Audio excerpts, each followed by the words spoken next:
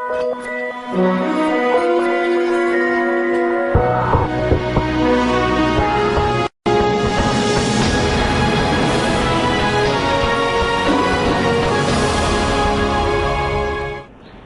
Back नाजरीन। खलीलुर रहमान कमर साहब के साथ हमारी गुफ्तगू का सिलसिला जारी है। वहीं से शुरू करते हैं जहां से सिलसिला टूटा था। जी खलीलुर रहमान साहब, माशाल्लाह से आप आज के मुआशरे में एक कामयाब राइटर के तौर पे सामने आए हैं। तो क्या आप समझते हैं ये जो आप मैसेज, वक्फे पे जाने से पहले मैसेज की बात हो रही थी, आप समझते हैं जो मैसेज आप कन्वे करना चाह रहे हैं वो लोगों तक जा रहा है? मेरा ख्याल है जा रहा है। जब मैं अपने फैंस को सुनता हूँ, जब वो फ़ोन करते हैं और जिस अकीदत और एहतराम का वो इजहार करते हैं, तो आप तो शायर हैं, अच्छी तरह समझ सकते हैं कि एक अच्छे शायर का अच्छा शायर होना उसके मशरूत है उसके सुनने वाले पर। जी यकीनन कि वो कितना अच्छा सुनने वाला है। तो अगर वो इस अकीदत से फ़ोन कर रहे हैं तो मतलब बात उनकी समझ में आ रही, और अगर आ रही है तो इंशाल्लाह वो काम भी करेगी। अच्छा, इस वक्त एक हमारे मुआशरे में बहुत ज़रूरत जो मैं महसूस करता हूँ कि तशद्दुद और अदम बर्दाश्त बढ़ चुका है। क्या हमारे तमाम राइटर्स को इसमें अपना अपना किरदार अदा नहीं करना चाहिए इसको रोकने के लिए? मेरा ख्याल है जितने भी राइटर्स हैं वो किसी ना किसी तौर कोशिश कर रहे हैं, लेकिन अदम बर्दाश्त जो है बददियानत मुआशरों की निशानी होती है। तो राइटर उस बददियानती की बात तो कर सकता है, वो ख़त्म हो जाएगी। देखिए ना, चीज़ों के पैदा होने की वजूहात होती हैं। एक्ट क्या हो रहा है वो कुछ और होता है, उसकी रीजंस क्या हैं वो कुछ और होती हैं। मिसाल के तौर पर जिस माशरे में बेइंसाफियां होती हैं, नाइंसाफियां होती हैं, इंसाफ मुयस्सर नहीं होता, वहां हमेशा गुंडे पैदा होते हैं। बिल्कुल। तो देखने में ये छोटी बात लगती है जब कि कहीं इंसाफ नहीं हुआ, लेकिन गुंडे का पैदा होना एक बड़ी बात लग रही है। बिल्कुल, यानी नाइंसाफी हो गई और उसकी तरफ किसी की निगाह नहीं गई। नाइंसाफी फ्रस्ट्रेट करती है। गुंडे की तख्लीक जो है वो सबने देख ली, वो गुंडे की तख्लीक सबने देख ली जी। और क्या समझते हैं ये जिम्मेदार कौन कौन है इसमें?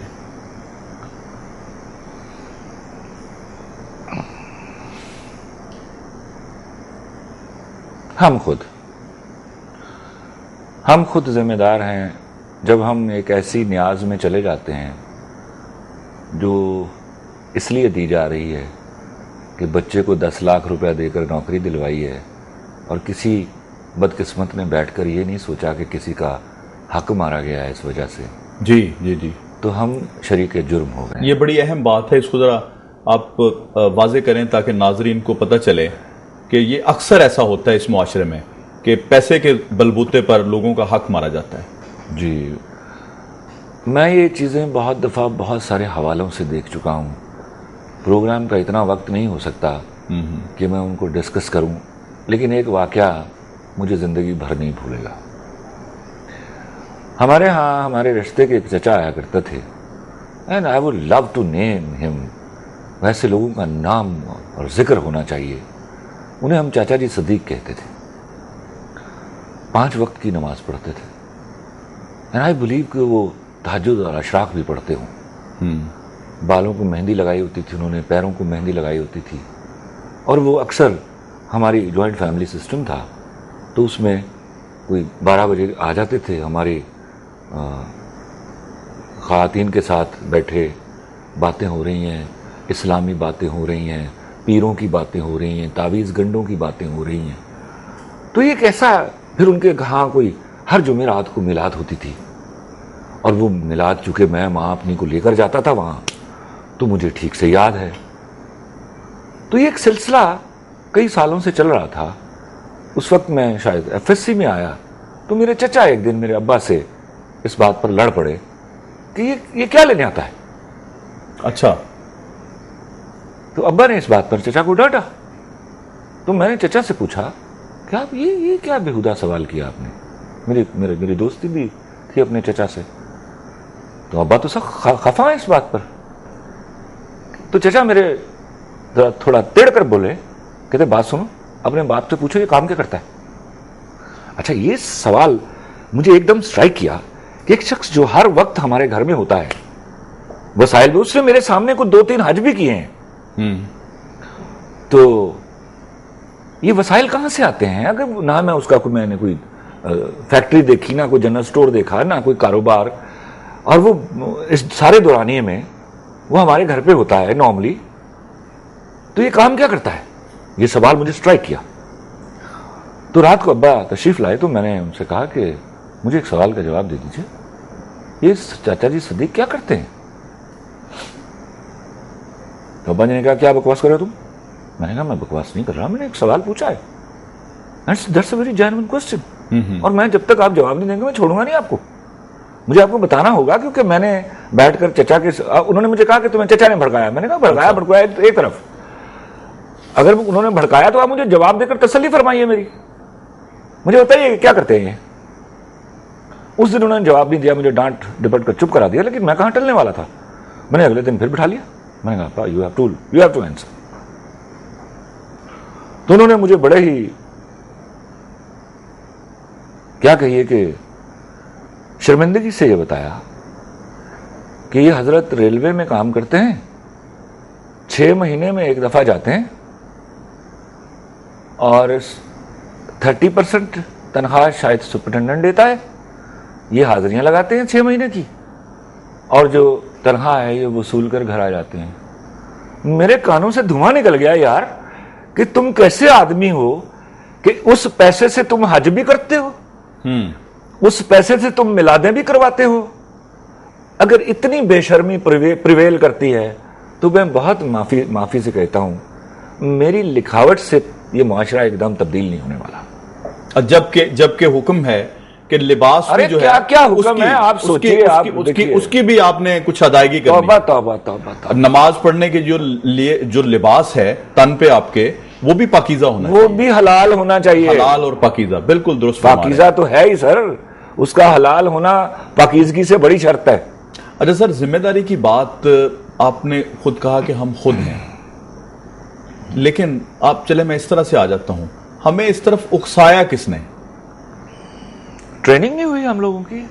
हम लोगों ने हमारे यहाँ एक प्रॉब्लम आई ना, हमारे यहाँ ये बताया जाता रहा, जब मैं कोई बच्चा था तो कहा करते थे हमसे पहला जमाना बहुत अच्छा था, फिर हम जब हाँ जी, अगली नस्ल आई फिर उनको बताया गया कि हमारा जमाना बहुत अच्छा था। सब झूठ बोलते हैं। ये जो जमाना अब आ रहा है ना, जो मुंह फट है, ये जमाना अच्छा है, जो आपकी औकात बता रहा है आपको, अब्बा को बता रहा है कि अब्बा झूठ बोल रहे हो आप। उस वक्त अदब ये समझा जाता था कि अब्बा झूठ बोल रहे हैं, गुनाह करें छुपा लो, तो ये अदब है, वरना अब्बा खफा हो जाएंगे आपसे कि बड़ा नाहंजार और बड़ा बेअदब बच्चा है। और हमने अपनी आंखों से देखा, तमाम अब्बे गलत कार्यों में मशगूल थे, लेकिन चाहते थे कि बच्चे अदब करें उनका। और ये बात बड़ी अहम है, ये बहुत अहम बात है, बहुत अहम बात है। और आज मेरा ख्याल है ये भी बात बहुत हद तक मैं दुरुस्त मानता हूं कि आज के दौर में जिसको मुंह फट कहा जाता है, वो मुनाफिकत से पाक मुआशरा तश्कील पा रहा है। वो चाहता है कि मुनाफिकत से पाक मुआशरा तश्कील पा जाए, लेकिन अभी भी ऐसे लोग मौजूद हैं जो मुनाफिकत का लिबादा, जो मुनाफिकत करने के बाद चाहते हैं कि उनका अदब किया जाए, और यकीनन वो डिजर्व नहीं करते कि उनका अदब किया जाए। And that's a bigger lot now. मैं आपको बताऊं, दैट्स अ बिगर लॉट। मैं बहुत आगे नहीं जाना चाहता कि शरई मसाइल शुरू हो जाएंगे और हमें कोई बंदूक तान कर मेरे सर पर खड़ा हो जाएगा, तो मैं किसी ऐसे घटिया आदमी के हाथों शहीद नहीं होना चाहता। अच्छा, पाकिस्तान बना 2 कौमी नजरिए की बुनियाद पे। आप राइटर हैं, आप लिखारी हैं, आप दर्द दिल रखने वाले हैं, आप लोगों के मसाइल को भी समझते हैं, कहीं आपको वो 2 कौमी नजरिया आज नजर आ रहा है? ये मेरे और आपके लिए नहीं बना हुआ, मैं आपको कसमन कहता हूं। चलें जी, बन गया पाकिस्तान। क्या बनने के बाद हमने पाकिस्तान में रहने वाले लोगों के साथ इंसाफ किया? एक बात मैं आपसे अर्ज करूं, मैं जिंदगी के इतने जो मेरे परवरदिगार ने मुझ पर मेहरबानी की तजुर्बे के बाद आपको एक बात बड़े वसूख से कहता हूं। मुल्क बर्बाद हो जाएं, इकॉनमी बर्बाद हो जाए, अखलाकियात बर्बाद हो जाएं, इस सारी चीज को एक चीज संवार सकती है, अपनी तारीख को सच की बुनियादों पर लिखिए, उसमें झूठ मत लिखिए। दुरुस्त बात है। आपकी तारीख झूठ का एक पुलंदा है। मैं आपको एक मजे का वाकया सुनाता हूं। देखिए, मैंने भी और आपने भी, ये चलने वाली बात है क्योंकि ऑन एयर जा चुकी है जी, प्लीज, थ्रू अदर पीपल। हाँ जी। बचपन से लेके हमारे पास एक तारीख की और माशरती अलूम की किताब होती थी, इफ यू रिमेंबर। उसमें लिखा था कि 6 सितंबर की, 6 और 7 सितंबर की दरमियानी शब इंडिया ने शब खून मारा और लाहौर पर हमला कर दिया। पढ़ा, ये तमाम किताबों में तवातुर से छपता रहा, पंजाब टेक्स्ट बुक बोर्ड की किताबों पर। बिल्कुल वही हमारे लिए तारीख का इल्म हुआ करता था बचपन में। वो आखिर दम तक हम पढ़ते रहे। और आज भी हमने जब इंडिया को गाली देनी होती है तो हम ये बात बाबांगे दो हल कहते हैं कि इंडिया ने 6 सितंबर को और 7 सितंबर की दरमियानी शब हम पर हमला कर दिया। मैं कराची में बैठा था, air marshal retired Asghar Khan साहब डॉन में इंटरव्यू दे रहे थे।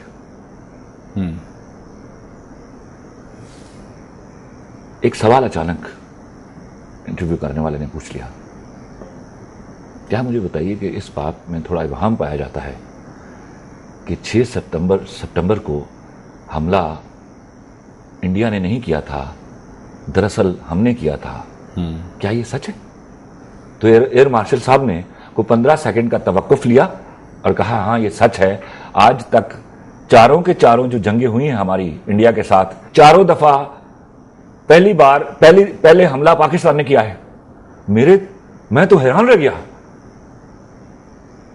मेरे लिए ये अनबिलीवेबल चीज थी कि एक चीज जो मैं तारीख में तवातुर से पढ़ता हुआ आ रहा हूं, आज अचानक आकर बड़े ही प्यार से उसको कह दिया जाएगा। उस वक्त भी अरशद एयर मार्शल साहब को नहीं पता था जब तारीख झूठी लिखी जा रही थी और हमें पढ़ाई जा रही थी। उसके एक हफ्ते बाद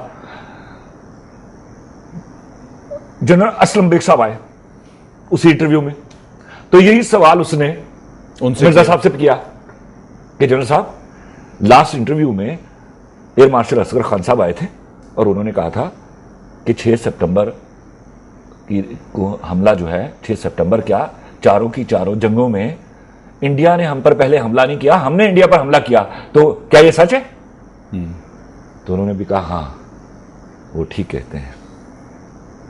तो जब आप हमें ये पढ़ा रहे हैं तो हमें तो पता ही नहीं चलेगा, जिसको आप हीरो कह रहे हैं वो हमारा हीरो है और जिसको आप दुश्मन कह रहे हैं वो हमारा दुश्मन है। वो तो पंजाब टेक्स्ट बुक बोर्ड की मर्जी है कि जिसको चाहे हीरो बना दे और जिसको चाहे हमारा दुश्मन बना दे। यानी हमारे हीरोज भी जेन्युइन नहीं है? ऑफ कोर्स नहीं।